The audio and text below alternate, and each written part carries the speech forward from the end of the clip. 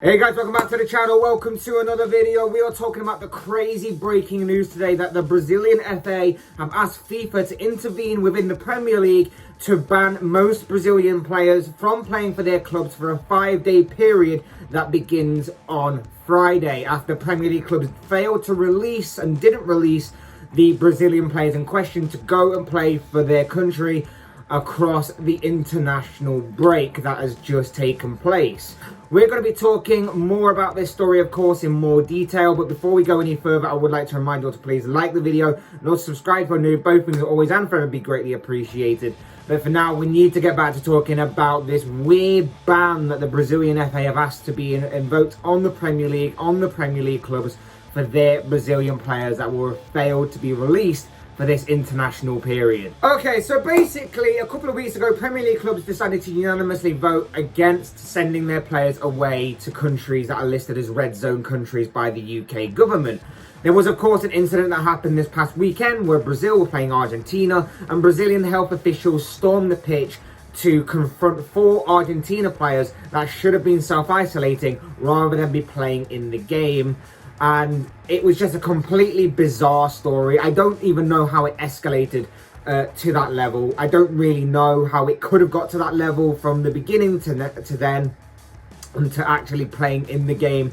Completely ridiculous and crazy story.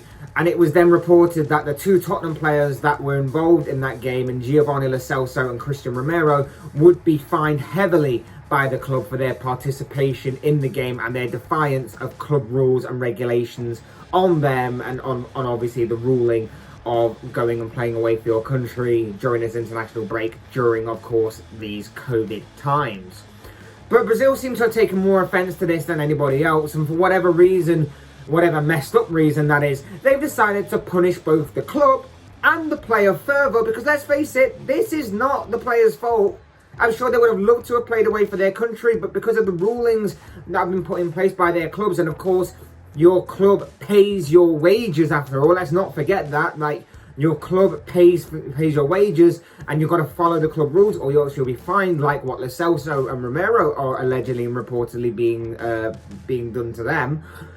They are obviously being punished double, because they're not playing for their country, and now they're not going to be playing for their club as well for the next few days, which means that some of the players will miss the upcoming round of Premier League fixtures that are coming up this weekend, and of course, a couple of them will obviously be missing the Champions League games that are coming up in the middle of next week as well. Now, for me, the thing here is that upon arriving in Brazil, especially from England, you have to isolate for 2 weeks. This means that for a 2-week period, you have to self-isolate away from everybody, of course, as we all know by now. But if that was to happen and they wanted them Brazilian players to play in that game, that would have meant that they would have had to have left their club many days before the final game of the Premier League, before obviously the international break became apparent. Several days before, they would have had to have left, gone to Brazil to self-isolate. They would have missed their Premier League games, self-isolated, played for Brazil, came back to this country, had to self-isolate for a further couple of weeks, which means they would have missed a couple more games for their club.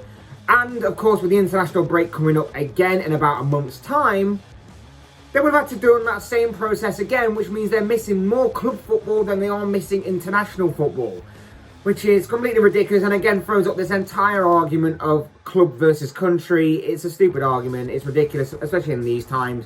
Your club pays for your wages. Your country, whilst it would be an honour to represent, you've got to think about where the money is coming from and everything along them lines.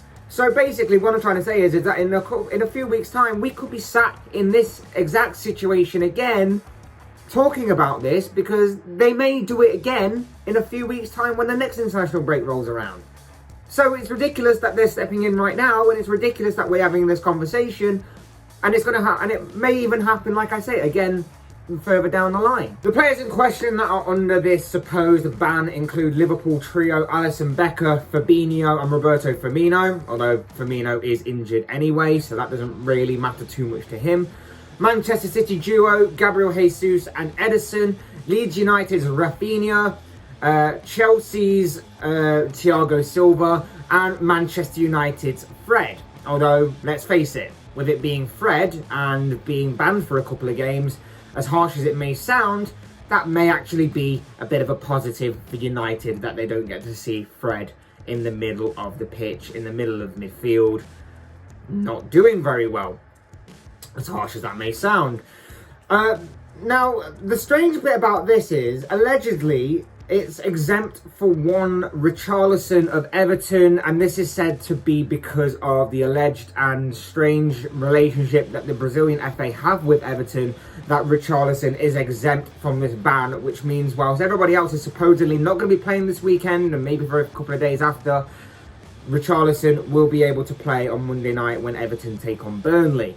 It just seems to show how dumb and how ridiculous this whole ban is, that you can go, these players, no. This guy, he can play, that's fine. Just, I don't know why, it just seems very strange to me.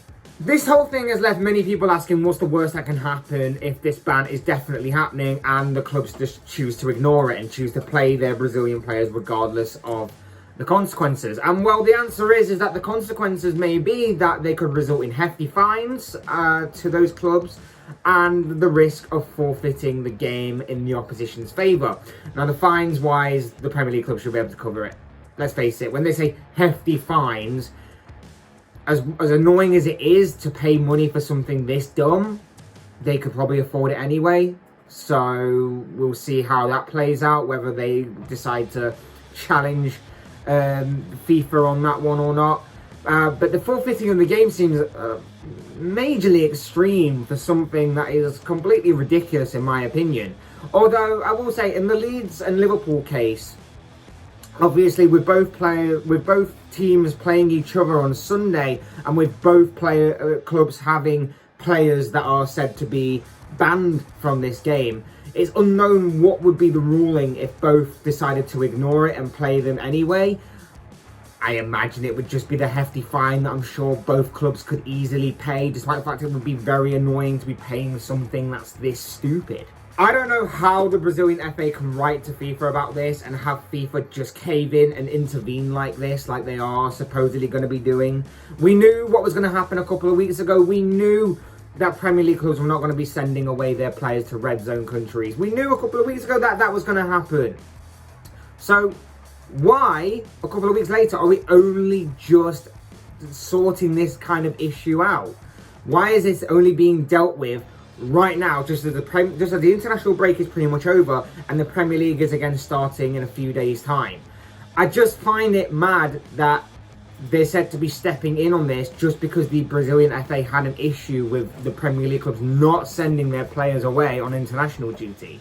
And with everything going off in the world right now, shouldn't it somewhat be understandable as to why Premier League clubs want to protect their players and protect their investment in them as well, and protect their own best interests of focusing on the Premier League, and in some cases, obviously, a very early stage of the Champions League in a couple of them cases, to not release them players to their red zone countries?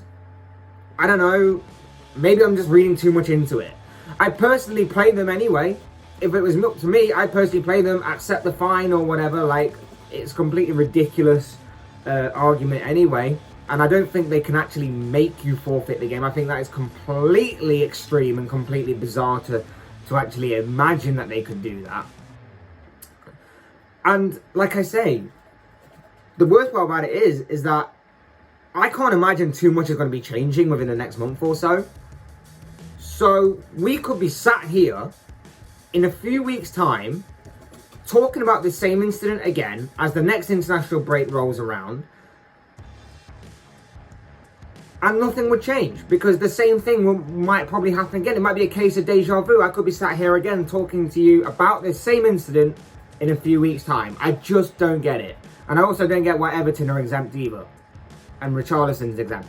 But whatever, it's completely bizarre to me. But of course, as I always say, these are just the thoughts, comments, opinions, predictions, whatever you want to call it, of this guy. I want to know what you guys think. What do you make of this supposed Brazilian ban by the Brazilian FA on Brazilian players of the Premier League. I'd love to know your thoughts, comments, opinions, predictions, whatever you want to call it, on this particular subject down below in the comment section, because I'm sure they'll all make for interesting reading. Otherwise, hit that like button on the way up if you enjoyed the video, subscribe if you're new or want to see more content like this. Both things are always and forever be greatly appreciated. And as always, thank you all so much for watching and listening. I've been Fletch, this has been another Fletch Talk video, and I will see you and speak with you all again soon in another video.